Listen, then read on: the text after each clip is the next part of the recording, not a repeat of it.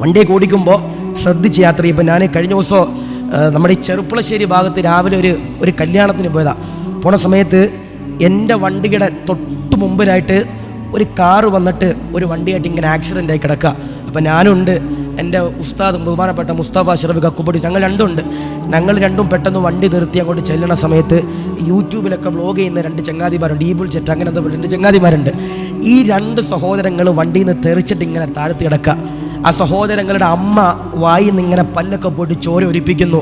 അച്ഛൻ വണ്ടിക്കകത്ത് ഇങ്ങനെ ചോരയൊക്കെ ഒലിപ്പിച്ച് ഇങ്ങനെ നിൽക്കുന്നു. ആ ഒരു സഹോദരി ഒരു ചെറിയ കുട്ടിയും പിടിച്ചിട്ട് ഇങ്ങനെ പേടിച്ച് വിറച്ച് ഇങ്ങനെ മാറി നിൽക്കുക. ചെറുതായിട്ടെന്തോ ഉറങ്ങിപ്പോയതാ.